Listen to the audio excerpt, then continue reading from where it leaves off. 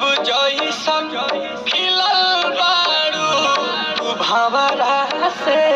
खिलल बारू करत दिल के कतल बारू